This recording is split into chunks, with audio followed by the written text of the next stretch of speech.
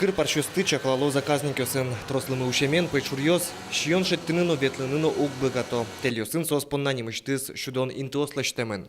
Чуресёс очевел, тушкадёкын сосинтячкемын да свитяки кыжичкем сыник однык мыныны кулеснего ходьёсын. Тунем вечером мы баштим как мешок еды, ну али мыном чудыны кыр парчосты. Пытёсыя валаны луэ кыр парчос таты нежите вел щичкыныно чем вуло. Я шудон камын гал, камын вить, который кырпарч. Ветлосос котку джит пото, югутенгес упадалана. Та щонесос, конечно, бытозы, в основном часа бытозы та жит куспын и куспын. Но ветлознай на какуин та ну бугурячкин сосы тырмознай. Но штаяс шудон интын идлипет лештемыне вел, юэс кызьёсуле киштыса кельто, лымы очу глюкачкы.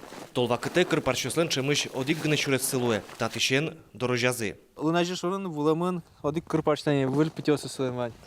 Тайн сосын шуресыз шилогемын, мурлымы дырья со светло одик логем шурес кужа. Ну та шуресёсы сосын, но лунажи колон интосазы.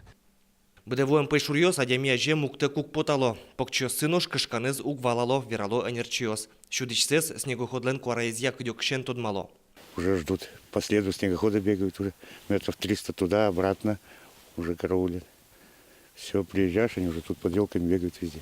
Кыр парчосты чудозы тол елпомешкы тойш, лымы шуназники парчос ашсёс бгатозы шион шеттыны. Бары шоло мукет тельюсыно улыны кошкозы, сосинтенош возы мукет ёсыз. Ожик толчоже шишкыны та интуосы ветлозы. Александр Бекузин, Юрий Зелененький, Мынамудмуртия телеканал.